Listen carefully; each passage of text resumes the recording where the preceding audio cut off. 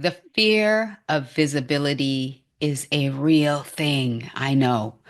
I suffered with that for a long time. And let me tell you, if you have a fear of visibility in this digital age and you're a leader or you have your own business, it's going to be a bigger challenge than you think. Stay tuned for the next Unleash Your Audacious Confidence show where we're going to tackle the fear of visibility.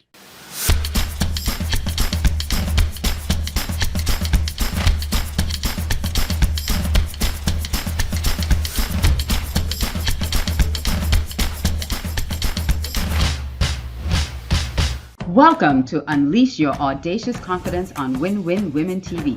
This show is all about sharing the tips, tools, and techniques that will allow you to step boldly in the direction of your dreams despite your feelings, fears, or past failures, to imagine what's possible for yourself and live the life you deserve.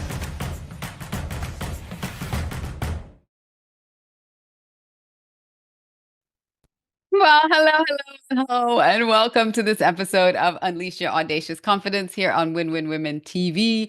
I'm your host, Alicia Couri, and on today's show, we're going to tackle visibility. I had to get a little jacket. It's getting a little chilly. I had to get a sweater, but we're going to tackle visibility, but I just want to welcome those of you who are watching us here on the Win-Win Women Network and those of you who are watching us on other platforms like YouTube or on our website, redcarpetceo.com. Welcome to the show. So, visibility is such a debilitating thing if it's one of your fears. I know because I lived with the fear of visibility for quite a long time in my life, and it started back in my childhood. And if you've seen me or heard any of my shows before, you can go back and you'll see that there is this sort of through line for me of being afraid to be visible, to be seen, to be heard.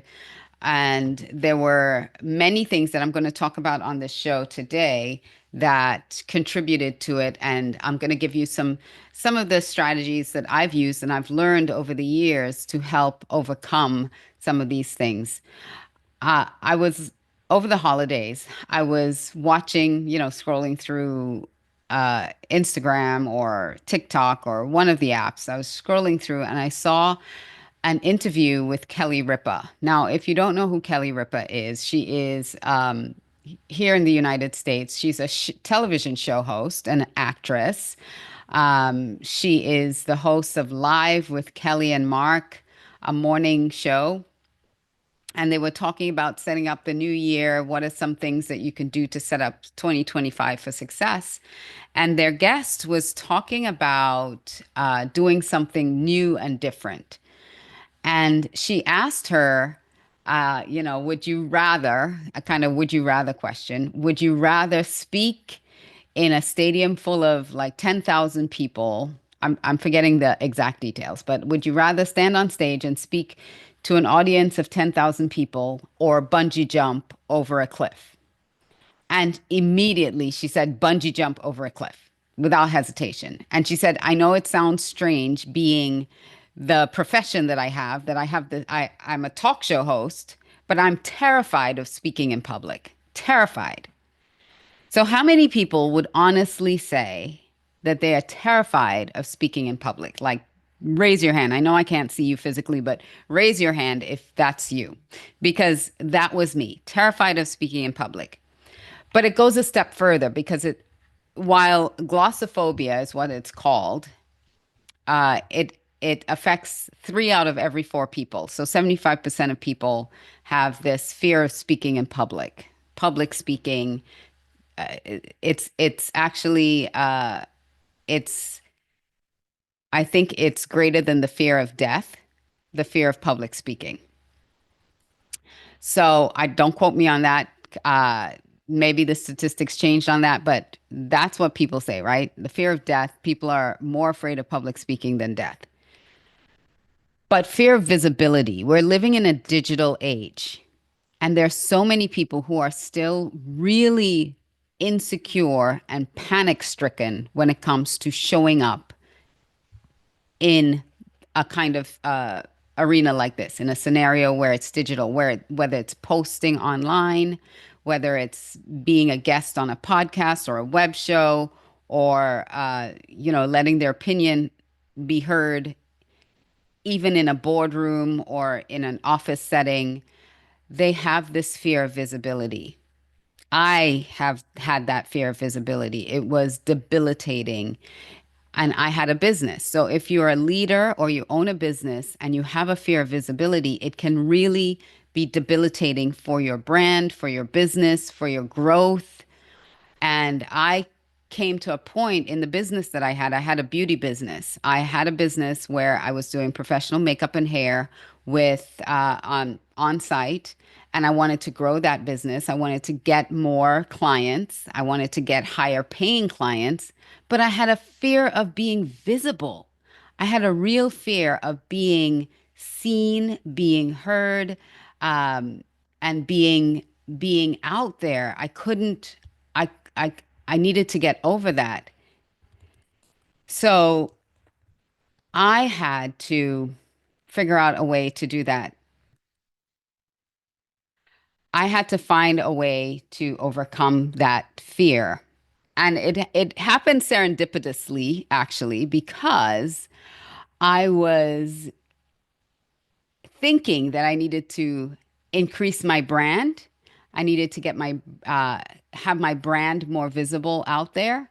And I joined this program. In this program, I had thought it was a branding for my business. I thought it was a course to brand my business stronger. And it turned out to be a personal branding course. So I mean, everything in me was screaming like, I don't want to do this. This is too far out of my comfort zone. I don't want to do this. Because every exercise that we had to do in that course forced me to do something on social media publicly. And I can't tell you how absolutely freaked out the first time I had to post a video. We weren't even going live. Like, this is live. We weren't even going live. I had to post a video, like make a video and post it. It took me days to perfect the video to post. Like it had to be absolutely perfect, the angles, the thing. And coming from someone who had so many insecurities about the way I looked and how I showed up and how I looked on video, how I looked on camera, I had so many insecurities about that posting that video was gut wrenching. It was so terrifying. And then the wait for the comments to come in. Oh my gosh, that was also very painful. So I get it. I understand completely if that's where you are as a leader. But I'm here to tell you that you can overcome it. If I can overcome it, you can overcome it. And there are just some tools that you have to implement and start using and start taking those steps in order to overcome your fear of visibility, especially if it's visible on in a digital landscape. I had a client recently who had the same thing. In fact, multiple of my clients, because I work with people on building their confidence, and many of them had challenges when it came to posting on social media, posting about what they do, posting in their not on their company page, but on their personal profile. I had one, I'm going to tell you about two clients, and then I'm going to get into the tips that I have for you today. One client, we worked together on her brand, on amplifying her brand, actually building and then amplifying her brand. And she was terrified to post what she did on her personal Facebook profile. She was terrified. So we wrote up the post and I said, okay, post it. Just post it. And she hemmed and hawed. It took her a while, but she finally posted it. And do you know what happened? She posted that. And within 24 hours, she got a response from someone she knew in college that said, "Oh my gosh, this is what you do now? I need your services. I have a company with X amount of I think it was like 500 employees that need," she was in the health in the mental health space. She's like, he said, "I have a company with over 500 employees that need your services. How can we get in touch with you?" You know, that was a $30,000 contract for her. And she was afraid to even make that post public on her personal page because she didn't want people to judge what she was doing. I had another client, same scenario. She's an attorney. She was afraid of posting what she was doing on her personal page. We created the business page. She was fine with putting stuff on the business page about the services, about the business. But when it came time to post something about her personally on her personal profile where her friends and family were, she didn't want to do it. She was terrified to do it. And then worked through that, wrote up the post, and I said, just do it. Just post it and walk away. Just hit send and walk away. And the same thing, people were excited for her, excited to say, "Oh my gosh, I need your services. We need," she was doing wills and probate and immigration. And she's like, people started contacting me. Oh my gosh, imagine that. So if you own a business, it is important to build your personal brand so that people in your circle know who you are and what you do. Because people, when you were younger, in high school, in college, they don't know what you're doing now. They don't know what's going on with your life. They don't know our careers take so many twists and turns. They have no clue. This is your opportunity to reconnect with them and let them know what you're doing. So, we're talking about visibility. We're talking about how do you step out from fear. And there are a couple reasons that you're afraid of being visible. The fear of visibility. One is that perfectionism. It's that, "Oh my gosh, I can't make a mistake. What if I say it incorrectly? They're going to criticize me," right? It's this I had to do it perfectly. That was me with my first post. I was doing a post. Like I said, I had hair and makeup at the time. I had a makeup line, and I was showcasing this liquid eyeliner pen. It was a felt tip pen. There was a liquid eyeliner that just glided on effortlessly. And I was doing it on myself. You know how many times I put eyeliner on my eye to videotape that to get it just perfectly correct? I can't tell you how many times I redid that video. And then people, when I posted it, everybody was like, "I need that pen. I need that pen. How much for that pen? I need it. Send it to me. Blah, blah, blah. I need it in every color that you have." And I was like, what? It took me, I tell you, 3 days to make that video of me putting eyeliner on my eye. Just saying. Another one is people are afraid of looking stupid. You're not going to look stupid. I just tell you that. And even if you do, so what? So what? The way that the media cycle moves so quickly these days, by tomorrow, they're not going to remember. Uh, You remember when you were in school and someone heckled you in grade school or elementary school and they heckled you, well, and that carried you forever, like it followed you everywhere? Social media is not like that anymore. It's like you say something stupid today, say something brilliant tomorrow. Nobody's going to remember you said something stupid yesterday. It's so true. So people have a fear of making a mistake or looking stupid online. They're afraid of being ridiculed. That was my panic. Someone's going to say something negative. Someone's going to ridicule me. Even today, if someone criticizes me or says something negative on any of my posts or anything that I say, I have to do like what Mel Robbins suggests. And if you don't know who Mel Robbins is, she is a speaker. She's an author. She's written some best-selling books. She has a podcast, but she uses the 5 second rule. And when I read a post that's if I did something and someone comments and it's a negative comment or they're criticizing me in some way, or like I had this woman called me, she said I was vapid, vain, and self-aggrandizing. All in one comment. I was I was vapid, I was vain, and I was self-aggrandizing. I take a breath and use the 5 second rule. Five, four, three, two, one. And that calms you down. It calms your nervous system. And then I can think, what can I say positively to this person, even if I wanted to respond to the comment? Sometimes I just ignore the comment, and sometimes I want to respond to the comment, but I take a second, I take those 5 seconds before I respond to actually think through, okay, this moment could define what I just posted in a positive way or a negative way. What is the result I want? And I want to frame it in a positive way. So how can I respond to this person in a positive way and keep my integrity and let them know that their opinion is valid, but they didn't need to comment, right?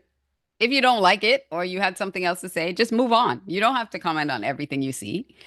So, I use that 5 second rule, uh, and I just respond in a way that is in integrity with me. That's the way that I feel uh, leaves the best impression for me on anyone else who comes back and reads those comments. Because the comments, as long as you keep that post up and someone comes back and sees it, the comment will stay there. If you say something stupid one day, you can remove it. You can delete that. You can just delete it. Take it off your wall, take it off your grid, whatever. Just delete the thing if you found that you said something very stupid. You can delete it. The other thing that people are afraid of is freezing. Like they get on camera and it's like blah blah blah blah blah. I thought I was smart, but now that the lights of the camera's on, I'm an idiot. I'm just an idiot. I used to feel that too. My mouth would get dry and kind of cottony, and like I couldn't swallow, and I'm like my brain would go blank. And I'm like, I have no idea what I'm gonna say. The only way to get over that is practice, is actually doing it, putting yourself in that situation and doing it repeatedly so that your central nervous system gets used to that. Because one of the things that our brain doesn't recognize is the same triggers, the cortisol and the endorphins and all the things that flood, all those hormones that flood our system, anxiety and excitement, it's the same thing that's happening.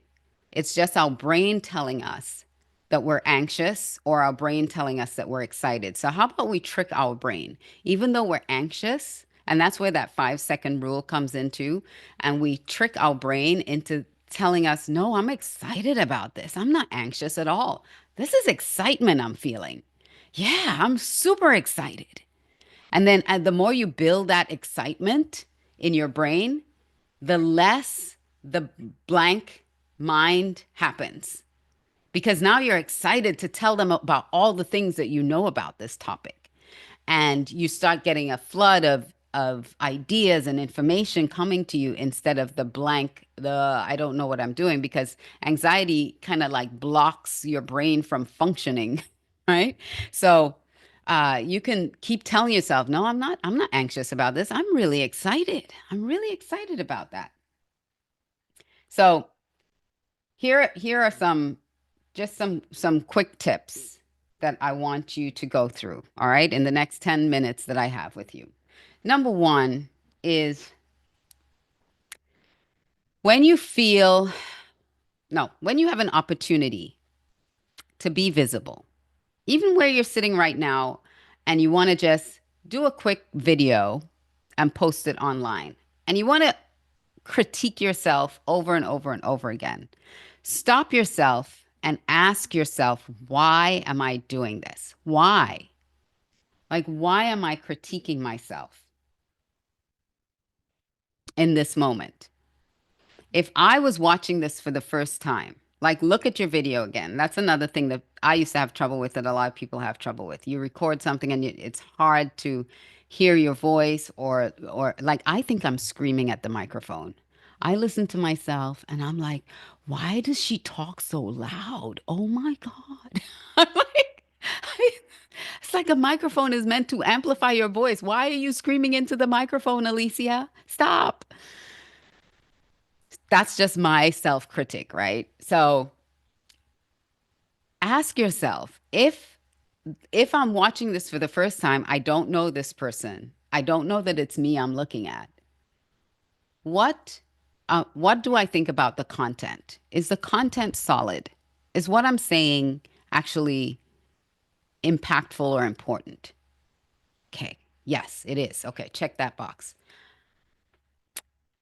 Okay, I may not be looking the cutest I could look, or maybe I am looking cute. I just don't think I'm looking cute. So maybe I show someone, what do you think I look like in this video? Do you think I look okay? And if they're like, yeah, you look great, then believe them and not your own eyes because our eyes tend to see us very critically. So, okay, maybe I'm not looking too bad. They said so. All right. So that's two. Um, my voice is a little screechy or a little annoying, but if the content is good, people can kind of overlook what my voice sounds like because my voice to me sounds horrible, but someone else listening to me might think it sounds great. So I am not the best judge of how my voice sounds. So let me let that go. And then hit send, hit post, hit whatever it is, and put it out there. If you have an opportunity to be on a podcast or a web show or some speak on stage, take the opportunity. But this is what you do. Before you actually have to step on stage, create these micro moments for yourself to get used to being in front of people. Volunteer to give a toast. Stand in front of people and give a toast. Just a simple toast, doesn't have to be elaborate. If you're a family that prays, maybe you do the prayer verbally out loud. Gather some friends together and just say, I want to run something by you. I have to do this speech and I just want to share some of my ideas with you. But just start doing these micro things where you're in front of two, three, four people that love and support you that you can share in front of, not sitting next to, not like, because something shifts in our mind when we're sitting in a group of people versus standing up in front of them. You could be sitting next to people and having a great conversation, like in a networking event. And the minute they tell you stand and share what you do to everybody, it's like, so practice standing and sharing in front of people, one or two people. It doesn't have to be a whole ton of people, but stand up, have them across from you and share. And that starts getting that practice for being visible. The the um the question about why, when you ask yourself, why am I so afraid of being visible? You'll be surprised at what some of the answers could be. Like, why am I so afraid of being visible? I named four things earlier, but what's it for you? What are some of those things that scare you about being visible? Maybe it's not one of those, maybe it's something else. I always thought that I would be found out as a fraud. Like as soon as I start speaking, people are going to think I'm a fraud. Not not think. They're going to think I'm a fraud, and then I'm going to open my mouth and prove that I'm a fraud, right? So I just didn't want to say anything because I didn't want to be proven to be stupid or a fraud. So, yeah, not doing it right or not being good enough. That's another big thing, not being good enough. Well, who's the judge of that, right? Who is the judge of you not being good enough? Generally, it's us. Generally, we're the ones who don't feel like we're worthy enough or good enough. And so if you have an expertise in someone, ooh, that's a good one. That's a good one. Yeah. No one will care what I have to say. Oh my gosh. When I decided to be a speaker, that's the reason I said I could not be a speaker because no one would care what I have to say. My story is not good enough. My story, who cares about my story? Who cares that I grew up in Australia and I had all these insecurities? Nobody's going to care about that. You know what I learned? When you learn how to frame your story and actually have a benefit on the back end of it for someone, so many people are going through the same struggle that you are that when you come out on the other side and you share the benefit, they're going to love what you have to share. They're going to care what you have to share because they're struggling with that too. So yeah, I had that. I had all those thoughts. And that was holding me back from being a speaker, from being on stage, from being in front of the camera for decades, decades until I learned how to do this. The last thing, as my time is running out, oh my gosh, the last thing I wanted to share is if you're really struggling with this, though, if this is something that I don't know how to overcome, one of the tools that I've used in the past, this is what I started using when I became a speaker, and I didn't even know that there was a whole thing about this, was the alter ego. Like I built an alter ego for myself, and then I learned what the power of the alter ego really was. So let me give you four reasons to build an alter ego. One is it protects your fragile ego from all those things, all those fears that we listed. It protects you from that because it's not you, it's your alter ego. So your alter ego is out front taking, all those slings and arrows, and your ego is back here saying, good thing it wasn't me. So it protects your fragile ego. The second thing is it suspends your disbelief about yourself. So I didn't believe that I could stand on stage and be a speaker and provide value to my audience. When I built my alter ego and she stepped on stage and she was the one delivering the value, my disbelief was suspended. It's like, wait a minute, I can do that. What? So it suspends your disbelief about yourself. It uncovers all these hidden talents and strengths and superpowers that you didn't even know you had. And the final thing is it empowers your confidence. It empowers you to do more. It empowers you to step out boldly and do the thing that you want to do.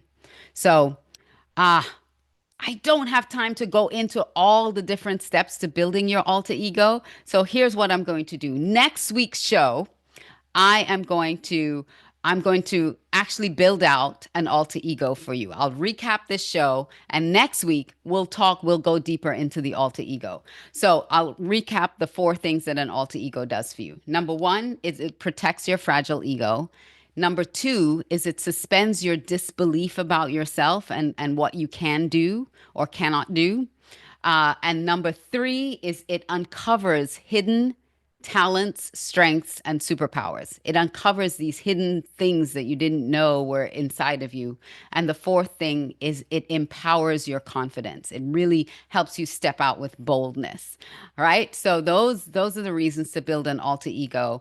And next show, next episode, next week, we're going to dive into the alter ego. And until then, I want you all to be bold, to be brave, and every day to do one thing to step out with audacious confidence. If you want to hang around in the studio audience and have a chat after we close off the show, you're welcome to stick around. But for everyone else, thank you for joining us. I'll see you on another episode of Unleash Your Audacious Confidence here on Win Win Women TV. Turnover It's incredibly expensive for any organization, but especially those that are small and mid-size. If you're an organization and you're hiring, it's so important to get it right. You need to identify the right people for the right roles. Here at Audacious Concepts Inc., we help you perfect your hiring process so you get it right every single time. Reach out to us at audaciousconceptsinc.com